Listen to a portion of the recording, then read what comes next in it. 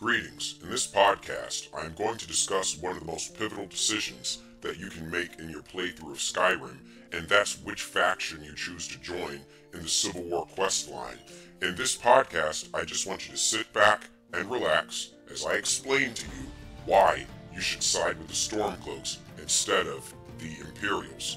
Now, I'm going to basically be debunking the main three reasons why people give as for why you should join the Imperials, and I'm going to explain at the end why I think the StormCloaks are the more upright moral choice to make. Now, the main three reasons that people give as to why you should join the Imperials are: number one, Ulfric Stormcloak is secretly a Thalmor agent; number two, that the Stormcloaks have an inferior possibility of beating the Elves in the Second Great War; and finally, number three, that the Nords of Skyrim are racist and Ulfric Stormcloak is some sort of bigot. Now, I just want to debunk all of these in that order. I'm going to start with the accusation that Ulfric Stormcloak is a secret Thalmor agent. There's really not enough evidence to support that other than a couple of dossiers in Skyrim. You don't hear him say anything treacherous. You don't hear Galmar Stonefist saying anything that's favorable to the Elves. You don't even see any Elves that are in his inner circle or in his high council. So there's really no good reason to believe that. I mean, if I were you, I'd be more worried about Layla Lawgiver because her housecarl has elven armor on and she keeps a bunch of elves around. I'd be more concerned about her secretly being allied with the Aldmeri Dominion before I'd be worried about Ulfric Stormcloak. He's a pretty straightforward guy. And in case you missed it, after you defeat the Imperials in Solitude, you hear Ulfric Stormcloak talk about how he wants to get ready to fight the Elves. And also you hear Galmar Stonefist multiple times say how he's going to take it to the Elves next. And so they clearly want to kill the Elves. They want to kill the Aldmeri Dominion. There's really no reason to support the idea that Ulfric Stormcloak is secretly working for the Elves. That's just false. And that leads me to my second argument that I want to debunk for why you people who choose the Imperials always like to, talk bad about the Stormcloaks. And that's that Skyrim by itself has an inferior chance against the Elves than if it stayed with the Empire. Just because a military is larger, just because a military has a bigger budget, does not mean it's going to win wars. To give a real-life example of this, look at how the Vietnamese in the Battle of Vietnam or the Vietnam War actually won. They drove the United States out. So the United States had a larger military, more soldiers, but they still lost. Or to bring it back to fiction, think about the Ewoks on board the Endor Moon when they were fighting against the stormtroopers, and they ended up winning. So even in real life and in fiction, there are times where a smaller military but has a better idea of fighting is able to win. It's not about how large your army is, it's about how competent your soldiers are. And Nord soldiers are highly competent warriors, so they have a very great chance of winning even if they are not with the Empire. Now, I just want to dig further into this idea that Skyrim has to stay with the Empire. Why? Why should they stay with the Empire? What has the Empire really done to protect them from the Aldmeri Dominion? When you play through Skyrim, you see tons of Thalmor justiciars kidnapping Nords and torturing them to death. If the enemy is physically able to walk into your territory, kidnap your citizens, and torture them to death, then in what way are you protecting them? That's how weak the Empire is. They can't even stop some kidnappings from happening. And if they can't even stop a few kidnappings, what makes you Imperial sympathizers think that they are going to be able to survive a Second Great War when they can't even keep their own doorstep clean of the enemy's footprint? So, all of that to say that the Empire is so weak, Skyrim is actually better without them. Think about the mission where you have to rescue Thorald Greymane from the Thalmor. If the Empire was so strong, like all these copy-paste legates like to imply, then that mission wouldn't even exist. All of the legates who say, what the rebels like to forget is that the Empire is all that's keeping the Dominion out of Skyrim. Oh really? Then why do I keep having to rescue Nords on the highway that are being kidnapped and tortured by the Dominion? Because if you're keeping the Dominion out of Skyrim, then I shouldn't be seeing a bunch of Thalmor Justiciars carrying Nords to their death every 5 minutes on the roadside.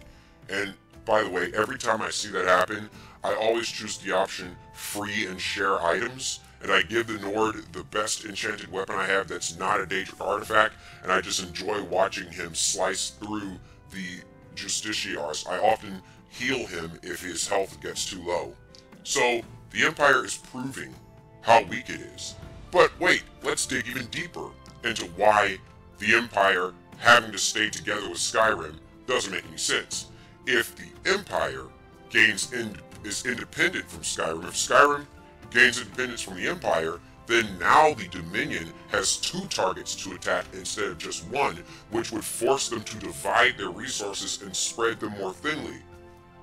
That gives the elves 2 targets, 2 fronts of a battle to wage instead of just 1 big target. So that's actually very favorable to both the Nords and the Imperials, because now there are 2 targets to attack instead of just 1. And so because of that, it's actually a good decision for them to split, because that makes it more of a logistical hurdle for the Aldmeri Dominion. And then let's go even further than this. You're the freaking Dragonborn. You have main character powers. It doesn't matter which faction you join. Whichever faction you join is going to win the Second Great War anyway. Think about it. Let's just take the StormCloaks and the Imperials out of the equation for a second, and let's just think about the Dragonborn by himself. Let's imagine if he by himself were to attack Somerset Isles. How would that go? So, he's got an army of Mistmen or Bonemen that he can summon. He can summon an army of Dremora. He can also summon pretty much any kind of Atronach that he wants. So imagine that the Dragonborn just lands at Somerset Isle with a bunch of Bonemen and Atronachs and Dremoras. Not only that, he can use the College of Winterhold as battle mages. He can have the Thieves Guild steal the battle plans from the generals. He could just have the Dark Brotherhood assassinate those generals, and if that is not enough, he can have Durnervir and Odahviing burn all their cities down. So the Dragonborn by himself could probably level the Aldmeri Dominion if he went there. So if you really sit back and think about it, you're not joining the StormCloaks. The StormCloaks are joining you. You're not joining the Empire. The Empire is joining you. Whoever has you on their team is guaranteed to win because you are the main character. So it's not a debate about whether or not you should join the Empire or the StormCloaks because of who can win. It's about who deserves to win. It's your choice. Do you believe that the StormCloaks deserve to win, or do you believe that the Imperials deserve to win? And whichever choice you make, that's the destiny that the game is going to have. And so that's something that's very important to remember. But then there's the third reason that people like to quote as to why the Empire and Skyrim should stay united, and that's that the Nords are prejudiced. Now, this one's actually the easiest to debunk. It really doesn't take that long whatsoever. First of all, if you sit back and think about it, yes, the Nords make prejudiced comments about the elves. I played as a Stormcloak soldier who happened to be a high elf. And even after I won the Civil War on the Stormcloak side, I had guards in Windhelm making nasty comments to me like, "Don't cross me, you elf." So yes, they are prejudiced. There's no denying that. But you know what? So is everyone else. Let's think about it. The elves that you want to have so much sympathy for, these dark elves had Argonian slaves, and they were committing genocide against them. But it gets worse. The other species of elf, like the Chimer or the Aldmer, had human slaves that they forced into physical relationships. They had human slaves that they forced into romantic relationships that they had as concubines, basically, and that admixture is where you get the Bretons and the Reachmen from. So you have a whole species, the Bretons, that only exist because elves once held humans as slaves. And the elves had the Argonians as slaves.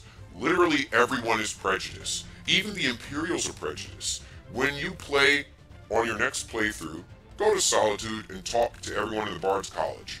Don't just complete the fetch quests for them, actually talk to them. You find out that they look at Nords as barbarians. They look at Nords as these backwater, uncivilized baboons who are inferior to the intellect of all of these Imperials. So they're not free of prejudice either. Both sides have their fair share of prejudice. And whichever side you choose, a dirty criminal gets to be a Jarl. If you side with the Empire, you get Maven Blackbriar as a Jarl. But if you side with the Stormcloaks, you get Thongvar Silverblood as a Jarl. Either way, a dangerous criminal who commits genocide gets to be in power. So neither side is morally perfect. It's all about what side you believe should win, and they will be assured victory. Now, this actually touches on something that you see in real life, because in real life, in almost every country in this world, you have a cultural divide between the people that grow the food in the countryside and the people that eat the food in the big city. A lot of times, the people that grow the food in the countryside, they're like the Nords. They're kind of an agricultural people. They're kind of kept to themselves. Whereas the people in the city that eat the food are like the Imperials. There are more cosmopolitan people that like to mingle with other cultures, and they view their intellect as superior. That dynamic is the same one that you see in Skyrim. Oftentimes in real life, whatever state you live in, whatever country you live in, the people on the countryside that grow the food, they look at the people that eat the food in the city as a bunch of lying, untrustworthy, stuck-up individuals who are basically a bunch of elitists who want to rule over everything that they don't understand. But then the people in the big city who eat the food look at the people that grow the food as a bunch of backward bumpkins who don't know anything. That's actually the same dynamic you see in Skyrim. So the choice between Stormcloak and Imperial is really the choice between, would you rather side with the country person who knows how to grow food and survive, or would you rather side with the city person who has a deep well of academic knowledge? That's basically your choice here. And that's even confirmed by the Battleborns. Because one of the Battleborns, you mean the one who says Greymane or Battleborn. When you talk to him, he makes it pretty clear he views the Empire as progress. He says that the scary truth is that the Empire represents progress. Really, it represents progress when I have a general who's willing to execute me without a trial, without even knowing that I had a crime committed. And that's the main reason why I side with the Stormcloaks. At the very beginning of the game, the Imperials are willing to execute me, and I'm not even on the list to be executed. There's no justice there. I don't have freedom of speech, because just wearing Stormcloak armor makes Captain Aldous want to chop my head off. And I don't even have freedom of association, because I was just in the wrong place at the wrong time, and they were ready to execute me. You don't have any freedom in the Empire. You owe them all these taxes, all this tribute, and yet they will execute you at a moment's notice just to get it over with, without a fair trial. How can you truly side with the Imperials when there's no sense of justice there? There's no fair trial. There's no freedom of speech. What's there to love about the Empire? Nothing really. And I found this out because I listened to Ulfric Stormcloak's speech, where he talks about how the Empire taxes the Nords, but gives them little protection in return. Think about it. You pay taxes to the Empire, but that doesn't protect them. That doesn't protect you from their enemies coming to your door and kidnapping you and torturing you to death. So I pay taxes until I'm poor, and I obey their rules until I get tortured to death. Where's the winning side? There's no reason to join the Imperials whatsoever. Be a Stormcloak.